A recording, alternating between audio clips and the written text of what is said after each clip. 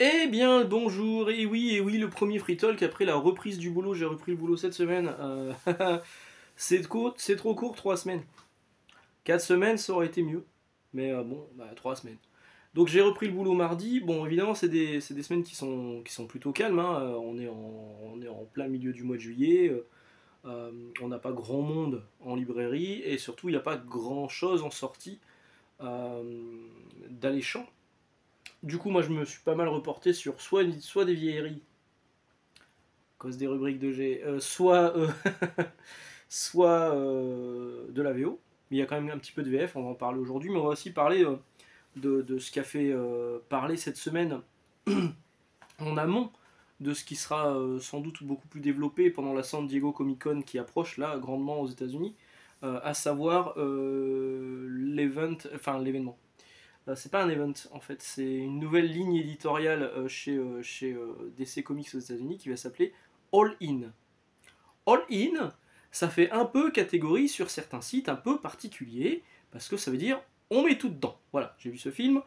Donc All In, qu'on a aussi appelé parfois Absolute, mais vous allez voir qu'il y a une raison. En fait, ça arrive dès le mois d'octobre euh, de cette année aux États-Unis. Ça démarre donc par un numéro spécial qui va s'appeler DC All In Special Number 1. Bon, pour l'instant, il y en aura scénarisé par Scott Snyder, et moi c'est ça qui me fait peur. Joshua Williamson, ça me rassure pas des masses. Wes Craig, dessiné par Wes Craig et Daniel Sampere, donc ça c'est plutôt cool. Un numéro spécial de 64 pages, qui sera un flipbook, qui est la suite de l'event. Là pour le coup c'est vraiment un event Absolute Power par Mark Waid et Dan Mora, qui est en cours de publication, en fin de publication aux États-Unis là. Enfin qui est en cours de publication aux États-Unis. Donc la suite de cet event Absolute Power, ce sera DC All In. Et donc ça annonce une nouvelle ère pour le DC, l'univers DC en comics, mais avec de nouvelles équipes créatives, des numéros qui ne redémarrent pas forcément au numéro 1, mais aussi des nouvelles séries qui vont se passer dans un univers parallèle, qui est l'univers Absolute, qu'on pensait naïvement être l'équivalent de Ultimate pour DC Comics, ce qu'on a connu chez Marvel en 2000, avec Ultimate Spider-Man, Ultimate X-Men, Ultimate Fantastic Four, bref, je vous en passe, c'est des meilleurs, j'ai fait des vidéos sur à peu près tout. Non, j'ai pas fait sur Fantastic Four d'ailleurs, il va falloir que j'y pense. Euh, et en fait, non, ça sera une terre parallèle, ce qui moi déjà me pose une question, parce qu'on sait que le multivers DC c'est 52 terres parallèles, du coup, cet univers absolute, parce qu'il s'appelle l'univers absolute, c'est quel numéro? Peut-être que ça va être expliqué, peut-être que vous allez pouvoir m'éclairer dans les commentaires. Peut-être que c'est un monde zéro, peut-être, on ne sait pas. Et puis, en fait, c'est donc des nouvelles versions, pour l'instant seulement, de Superman, Batman et Wonder Woman dans une nouvelle série qui démarre en numéro 1, avec des, euh, des équipes créatives qui connaissent un petit peu leur affaire, hein. Par exemple, Batman, c'est par Scott Snyder et Nick Dragotta. Et quand on a vu ce Batman, on a vu une espèce d'armoire à glace, là, hyper carré, avec un énorme logo qui fait penser à Dark Knight. Et il n'a pas de cape, il a des espèces d'extensions qui lui servent de fouet, parce qu'on a vu quelques pages intérieures, qui lui servent de fouet pour ta... Alors c'est hyper badass, hein. Franchement, sur les 3 projets, c'est peut-être celui qui m'intéresse le plus. C'est hyper badass, mais c'est clairement pas Batman tel qu'on l'entend. Le Wonder Woman qui sortira aussi en octobre, c'est Kelly Thompson au scénario, et c'est Hayden Sherman. Vous l'avez ou pas? Sherman. J'ai honte de moi. Sherman, vous l'avez ou pas? Bon, dites-moi si vous l'avez dans les commentaires. Hayden Sherman que je ne connaissais pas, qui sera au dessin, et on voit une espèce de Wonder Woman complètement tatouée sur le bras, avec une grande épée à la berserk, qui chevauche un espèce de dragon volant. Ok, c'est un peu la Wonder Woman hipster pour le coup. Et Superman, lui, sortira en novembre. C'est Jason Aaron au scénario et Rafa Sandoval au dessin. Pour l'instant, tout ce qu'on a vu, c'est une image de Superman avec. On a l'impression que ses mains brillent, je sais pas, c'est bizarre. Et il sort a priori de chez Jean-Louis David, coiffeur et créateur, parce qu'il voulait la coupe du mec de. Comment il s'appelle? Du mec de Dune, là, comment il s'appelle? Timothy Chalamet. Voilà, il voulait la même coupe. Il voulait une coupe comme ça, un peu coiffée, décoiffée, incroyable. On voit qu'il a une petite barbe aussi. Ok. Ok. Donc, c'est un univers parallèle à l'univers DC, ça ne remplace pas l'univers DC. C'est pas non plus un redémarrage complet au début, parce qu'en fait, suite à ce qui va se passer dans Absolute Power, il y aura Darkseid qui sera un petit peu, concerné et qui va regarder ce qui se passe dans cet univers absolute. Il faut prendre cet univers absolute comme un monde où... alors ça, je crois que c'est Snyder qui a dit ça, je crois. Imaginez la Terre DC, mais sans l'aura que peut porter Superman dans l'univers DC, mais remplacer cette aura par la menace omniprésente de Darkseid, et vous avez donc des personnages, des habitants lambda d'un univers qui pourrait être le nôtre, qui décident de porter des costumes en cuir, et de se battre. Le Bruce Wayne de là-bas, il n'est pas fortuné, il n'a pas de majordome, il a pas de manoir, c'est un mec comme vous et moi. Le Superman, il est arrivé sur Terre, il n'a pas été élevé par une famille du Kansas, donc c'est déjà un peu sous lui. Il a pas Lois Lane autour de lui. Enfin voilà, c'est un peu bizarre. Et Wonder Woman, pareil, il n'y a pas Themyscira, il n'y a pas d'autres Amazon, on ne sait pas trop comment elle a débarqué là. Bref, beaucoup de mystères, mais qui, moi, finalement, me déçoivent assez parce que vraiment, je me disais, ouais, bah si c'est un univers Ultimate, c'est cool, parce que ça va redémarrer à zéro, ça va permettre de remotiver des gens à lire du Batman, du Superman, du Wonder Woman. Mais là, c'est pas vraiment le cas. C'est pas vraiment le cas parce que on se doute clairement qu'à un moment ou à un autre, les deux univers vont se confronter. En fait, il faut plus le voir comme l'univers plus qu'Ultimate, l'univers Heroes Reborn pour moi. Voilà, sauf qu'il y aura une autre version de Superman parce que dans l'univers Heroes Reborn, par exemple, les 4 Fantastiques avaient disparu parce qu'ils étaient dans l'univers Heroes Reborn, et dans l'univers Marvel 616, il n'y avait plus les 4 Fantastiques. Et là, bah non, il y aura deux versions de Superman, deux versions de Batman, deux versions de Wonder Woman. Moi, je suis un peu déçu. Je sais pas ce que vous en pensez, je suis un peu déçu sur ce qui a été annoncé. J'ai un peu l'impression d'avoir Ils ont monté une espèce de hype bon, qui a été montée par les journalistes, etc. Parce que DC n'avait pas vraiment communiqué jusque-là, c'est juste des fuites qui ont niqué. Et pardon. Donc il y a ces trois séries, l'univers absolute, qui vont démarrer au numéro 1. Et par contre, d'autres séries de l'univers DC classique vont avoir droit à des nouvelles équipes créatives sans pour autant redémarrer au numéro 1. C'est le cas par exemple de Detective Comics. Ramvi avait déjà annoncé qu'il allait partir. Il sera remplacé par Tom Taylor et Michael Jana. Michael Jana qui a déjà fait du Batman. Tom Taylor, bon bah Tom Taylor, il a aussi fait du Batman. Il a fait Batman la dernière Sentinelle qui était franchement pas mal. Donc moi je suis content. Detective Comics, je sais que je vais le racheter. J'avais arrêté de l'acheter parce que Rambi ça m'intéressait pas. Donc là je sais que je vais l'acheter. On a Nightwing. Tom Taylor, justement on en parlait, se barre au numéro 118 de Nightwing. Le numéro 119 au mois d'octobre. Detective Comics, je vous ai pas dit, mais Tom Taylor il arrive au mois d'octobre et ce sera au numéro 1090. Nightwing au numéro 119, c'est Dan Waters et Dexter Soy au dessin qui seront à la barre. Bon, je pense que je vais arrêter Nightwing à ce moment-là, sauf vraiment s'il y a une grosse surprise au niveau du scénariste. Superman, pas Action Comics mais Superman, ce sera Joshua Williamson et Dan Mora. Dan Mora c'est cool, mais Joshua Williamson, bon, bah, moi je suis pas tellement fan. Et au mois d'octobre, on aura également Action Comics.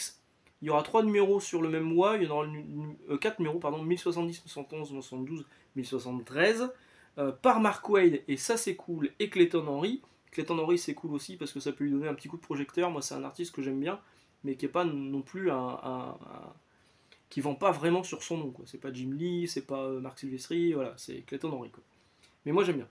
Donc vous voyez, il y a quand même d'autres séries qui ont des nouvelles équipes créatives, et je suis limite plus hypé par ces nouvelles équipes créatives qui arrivent sur des séries qu'on connaît déjà et qui ne redémarrent pas au numéro 1, que par les 3 nouvelles séries absolutes que j'aurais. Ça aurait pu être un univers Ultimate, ça aurait pu être All-Star, DC All-Star, ce qu'ils avaient fait avec Superman par Grant Morrison, ou le Batman de Miller et Jim Lee qui a jamais eu de fin d'ailleurs. Ça aurait pu être ça, mais non, non, ils vont dans une direction qui moi me laisse un peu perplexe. Bon, on verra. On verra. On va arrêter là pour cette vidéo. Je vous rassure, on n'est qu'à 9 minutes. Hein. Vous savez que les free talk, ça dure une vingtaine de minutes. Peut-être plus, on ne sait pas. Maintenant, mon téléphone n'a plus de limite. Et on va parler d'autres choses en comics. La semaine dernière, ou il y a 15 jours, les rubriques de G a fait une vidéo sur les Maîtres du Cosmos, qui sont des comics, des vieux comics sorti dans une collection qui s'appelait la collection Planète Comics, chez Semic. Et je regarde cette vidéo et je fais mais oui, je me souviens de cette histoire parce que mon frère les a. Et j'ai regardé dans ma collecte et je les ai pas. Alors que j'ai Thanos, j'ai la guerre d'infinité, enfin j'ai tout, je pense. Et le maître du cosmos, je l'avais pas. Alors que c'est quand même du Ron Mars et du Ron Lim. Eh ben, je l'ai trouvé à pas cher sur Vinted. Bon, alors, vous allez me dire, il est dégueulasse. Il est dégueulasse, mais c'est que la couverture externe, parce que c'est un numéro triple. Je vous avais déjà expliqué que chez Semic à l'époque, il récupérait les invendus et boum, il les collait ensemble pour faire des numéros triples ou quadruples. Et vous voyez, à l'intérieur, il est impeccable. Voilà, donc le numéro 1. Hop, le numéro 2, où on voit Legacy, qui est donc le futur Captain Marvel de Peter David, qui est un peu le fils clone du Captain Marvel original. Et le grand méchant de l'histoire. Voilà, et là, c'est beaucoup meilleur. Enfin, ça souffre pas les affres du temps, mais là, par contre, oui, c'est vrai que sur le truc extérieur, mais c'est pour ça que je l'ai pas payé trop cher, donc je suis plutôt content de l'avoir pris. Donc voilà, hein. Merci Jérôme, espèce d'influenceur. J'ai finalement quand même craqué pour Deadpool X-Force, alors j'en ferai peut-être une vidéo la semaine prochaine de cette collection, pour vous en parler un petit peu, on les voit derrière. Bon, je l'ai juste pris parce que je l'ai feuilleté rapidos, je me suis dit ouais quand même c'est pépé la rase. Ouais quand même, il y a une variante de J. Scott Campbell à la fin qui est plutôt cool. Et ouais quand même, il y a une page de Rob Liefeld, bon donc j'étais obligé de le prendre, il n'y a pas de pied. Il y a un pied là. C'est un pied? Oui c'est un pied. J'étais obligé de le prendre. 4,99€, je trouve ça à la fois pas cher et cher parce que je trouve que la qualité elle est franchement pas folle, c'est assez petit, c'est de la taille d'un Marvel poche, Marvel Pocket, c'est de la couverture souple machin. Bon, on verra si ça tient dans le temps, mais bon, voilà. C'est quand même vachement fin, il y a 4 épisodes à l'intérieur de Deadpool versus X-Force. Voilà. Peut-être que je vous en ferai une vidéo la semaine prochaine. Mais j'ai déjà une vidéo en tête pour la semaine prochaine. J'ai plusieurs vidéos en tête là en ce moment. Il faut que j'arrive à vraiment rassembler toutes mes idées. Sinon en VF également, bon je vous l'avais teasé, je vous l'avais dit la semaine dernière, dès que je reprends le boulot je le prends. Je l'ai acheté, je l'ai lu, je me suis régalé. Donc c'est Mark Waid qui revient un petit peu sur son univers qu'il avait créé avec Alex Ross sur Kingdom Come. D'ailleurs la traduction du titre là, c'est Que son règne vienne. Que son règne vienne, c'est dur à dire, c'est comme t'atouffe m'étouffe ou tu glousses du gland. Et ben c'est Kingdom Come, hein, Kingdom Come. Et je me suis régalé, c'était vraiment bien. Alors vous pouvez pas prendre ce numéro 4 tout seul, il faut vraiment avoir lu le reste de Batman Superman World's Finest, qui est vraiment l'une des séries que je préfère actuellement dans l'univers DC. Dan Mora il est toujours excellent. Alors c'est pas lui sur les 2 premiers épisodes, qui a un arc différent avec la première rencontre entre Batman et Superman. Mais vraiment après, c'est la suite directe de ce qui s'était fait avec Thunderboy, si vous avez lu les tomes précédents. Mais vraiment, enfin moi je me suis régalé. Hein. Voilà, c'est top, c'est vraiment du comics comme j'aime le lire. Voilà. J'ai emprunté, celui-là je ne l'ai pas acheté, Joker the Winning Card. Je trouve que cette couverture, qui est la couverture régulière, il y a une couverture variante aussi, qui est pour moi beaucoup moins sépia. Je trouve que cette couverture régulière, elle est top. L'image est incroyable. Cette espèce de petit côté à la fois sad Keanu, vous savez Keanu Reeves qui était triste sur un banc, et Totoro, hein, avec cette pluie et cette gamine qui a un parapluie. Je trouve, puis ça aussi, hein, parce qu'il y a ce ballon le clown avec son ballon. Je trouve que la couverture est exceptionnelle. Au scénario, c'est Tom King, donc ça me rassure plutôt pas mal. Au dessin, c'est Mitch Gerads. Je suis un peu moins fan sur certaines pages. Tiens, d'ailleurs, la variante cover, je viens de l'avoir passée. Je crois que la variante cover, c'est une page intérieure en plus. Ouais. La variante cover, c'est cette image-là. C'est une page intérieure qui a été utilisée pour faire la variante cover et pour la claquer 1 ou 2 euros de plus. C'est pas très gros, hein, ça fait 112 pages. Je l'ai pas encore lu. Faut que je me penche dessus. Je sais pas si je ferai une vidéo dédiée aussi dessus, on verra. Si je voulais continuer à parler un petit peu d'essai, je vous dirais que si vous vouliez acheter Wonder Woman hors la loi de Daniel Sampere et Tom King justement, ne tardez pas parce qu'il est en rupture actuellement chez Urban.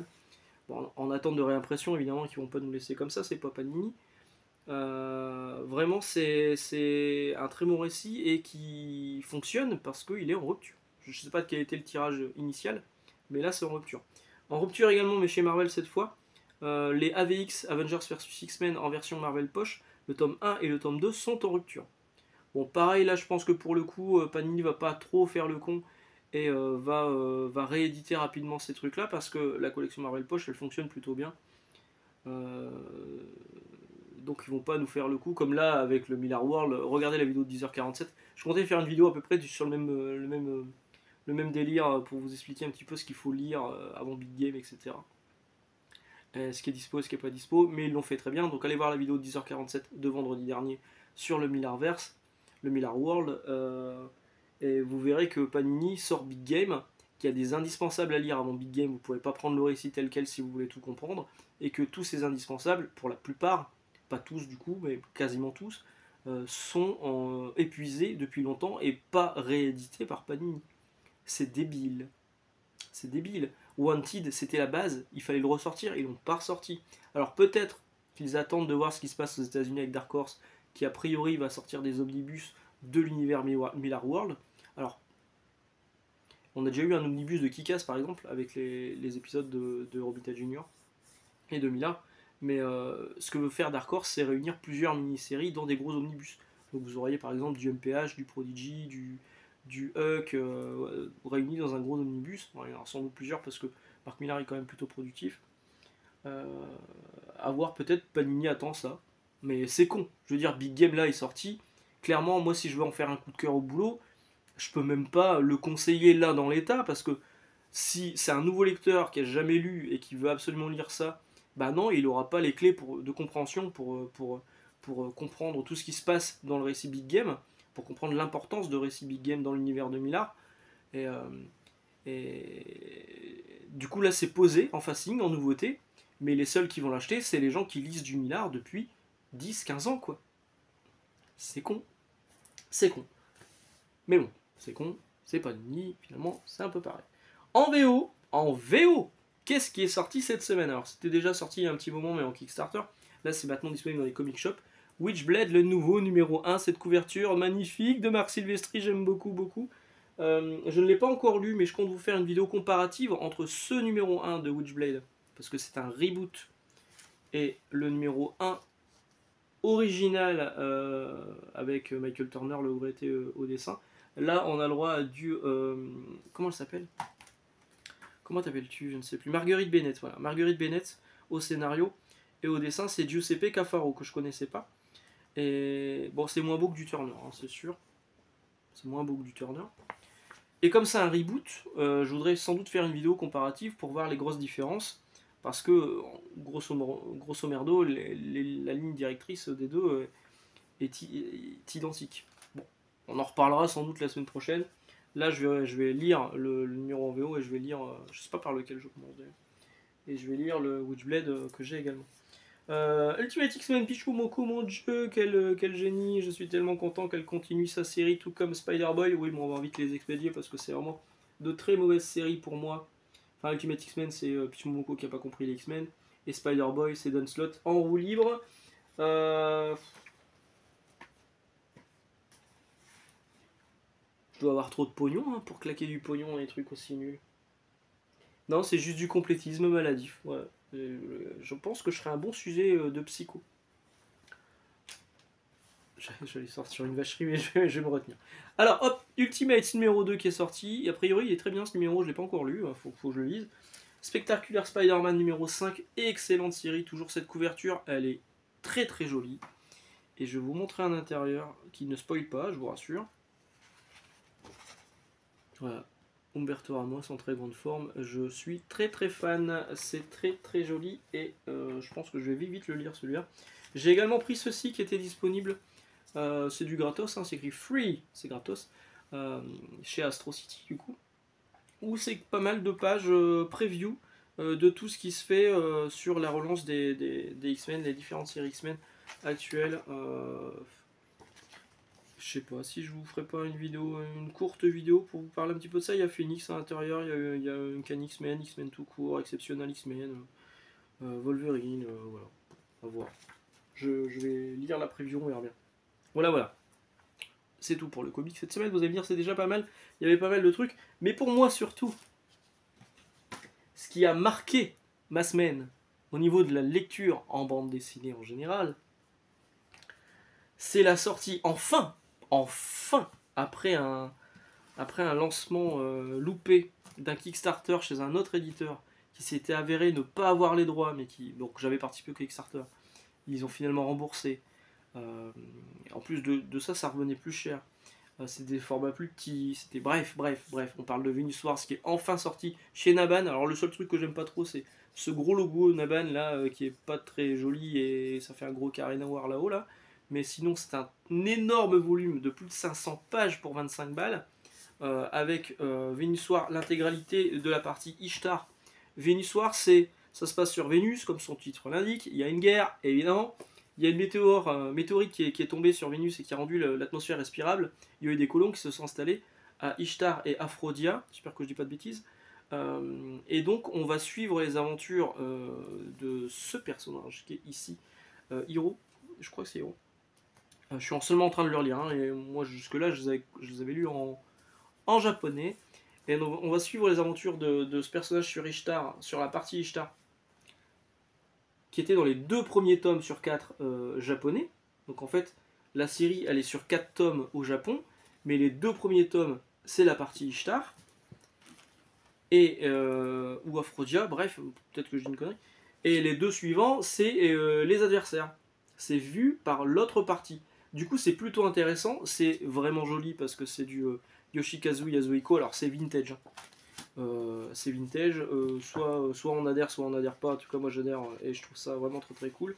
C'est très dynamique. C'est vraiment un manga que je vais recommander parce que moi je le trouve top. Il est parti direct en coup de cœur au boulot. Et on voit vraiment, les mecs c'est des civils, mais ils font du sport à moto et du coup, comme ils sont plutôt doués en moto, ben, l'armée les recrute plus ou moins de force euh, pour faire conduire des motos de guerre. Et donc on voit l'insouciance de la jeunesse confrontée à la dure réalité de la guerre. Et franchement c'est cool. Et donc il y aura 2 énormes pavés comme ça qui vont faire donc l'intégralité de Venus Wars. Ne serait-ce que lire juste le tome 1, vous allez déjà avoir une histoire qui est complète. Et le tome 2, ce sera donc une histoire complète, mais sur l'autre partie euh, des adversaires sur Vénus. Et vraiment c'est top, c'est un excellent manga, c'est vraiment un truc que vous pouvez ranger complètement à côté d'Akira, Ghost in the Shell, enfin tous les grands récits de SF en manga.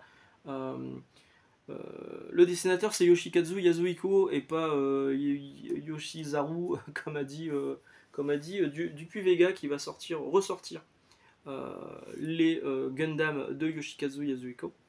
Euh, il a également fait Arion qui est disponible également chez Naban dans des gros volumes aussi comme ça en grand format. Et bah merci Naban parce que moi ça fait des années que j'ai envie de lire Vénissoir en français. C'est ce qui me saoulait en fait, c'est donc moi j'ai découvert Vénissoir par le film. Il y a un film qui a été adapté, réalisé par Yoshikazu Yasuhiko, un peu comme Akira. Hein. Akira ça a été c'est Katsuhiro Otomo, et Katsuhiro Otomo était en charge aussi de l'adaptation en film. Vénissoir c'était pareil. Et donc j'avais découvert Vénussoir comme ça en s'échangeant des VHS copiés, recopiés, recopiés en japonais, full japonais, parfois en japonais sous-titré chinois, parce que c'était le seul moyen d'avoir des VHS pâles, c'était avoir des VHS chinoises. Donc on avait l'AVO avec les sous-titres chinois, mais c'est pas grave, on se les copiait, machin, tout ça. Puis c'est sorti chez Manga Vidéo euh, en Angleterre, donc on avait récupéré des copies avec le doublage anglais. Et enfin c'est sorti en français, avec un doublage français, quand Manga Vidéo s'est installé en France. Ils sont passés de l'Angleterre à la France. Et donc j'avais découvert le film d'animation, j'avais trouvé ça top, et je me suis dit il faut absolument que je lise le manga d'origine, parce qu'en plus de ça, le film d'animation prend en compte les 2 premiers tomes. On voit la partie avec les combats de moto, tout ça. Et quand j'ai su que c'était en 4 tomes et qu'en plus les 2 derniers tomes c'était vu du côté opposé, je me suis dit ouais, il faut absolument que je les trouve.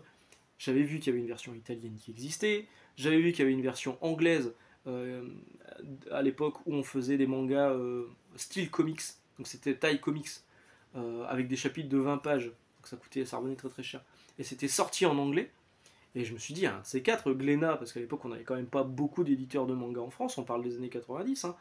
On avait Glénat, on avait Tonkam qui commençait, et on n'avait pas beaucoup de choses. Hein. Je me suis dit, un de ces quatre, on va quand même l'avoir en français, c'est traduit en anglais. Glénat, en plus, les premiers mangas qui étaient traduits chez Glénat, ils étaient en accord avec Viz.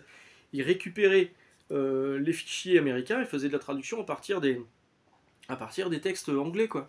Et voilà, c'est comme ça qu'on a eu Akira en couleur, c'est comme ça qu'on a eu Dominion, qu'on a eu Black Magic, c'est chez Tonkam, mais là, du coup, c'était plus du Viz, et de Shiro. Et je me suis dit, ça va arriver. Et ben non. Et ben non. Il a fallu attendre quasiment une trentaine d'années, plus que ça. On est déjà en 2024, quoi. Ouais, une trentaine d'années pour avoir enfin une version française de Venus Soir. Et quand il y a eu l'autre éditeur qui avait annoncé le truc, bah, j'ai tout de suite financé en me disant tant pis, ça va coûter genre une centaine d'euros, mais tant pis, je prends. Venus Soir, pour moi, c'est culte. Et quand ils m'ont appelé pour me dire bon, bah, c'est annulé, on vous rembourse ou on fait un avoir? Non, vous me remboursez. Et là, Naban a dit ah, nous, on a vraiment les droits, on les sort. Il y a eu plusieurs retards. Hein. Ça fait bien un an qu'on attend que ça sorte. Hein. Il y a eu plusieurs retards. Et là, ça y est, c'est enfin entre mes mains. Et le numéro 2 sort à la rentrée, je crois, en septembre. Et merci Naban, quoi. Enfin, Venus Wars en français, quoi. Ne passez pas à côté. C'est vraiment bien. Voilà, voilà. Allez, je vais vous laisser là. Excellente journée, excellente lecture. On a fait 26 minutes aujourd'hui, c'est pas mal. Retrouvez-moi sur TikTok. Haha, oui, j'ai monté un compte TikTok, mais pour l'instant, j'ai rien mis dessus.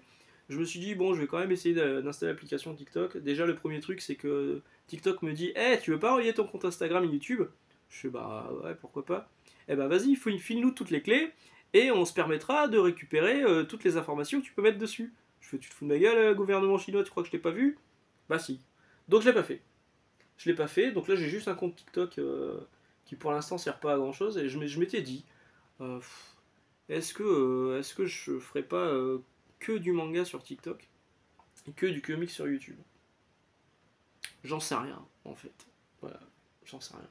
Parce que TikTok c'est des vidéos courtes et ça me prendrait peut-être pas beaucoup plus de temps, enfin, ça me prendrait sans doute moins de temps de préparation que les vidéos YouTube. Enfin bref, j'en sais rien, on verra. Si vraiment je me lance là-dedans, on en reparlera. Allez, à mardi, ciao, bon dimanche.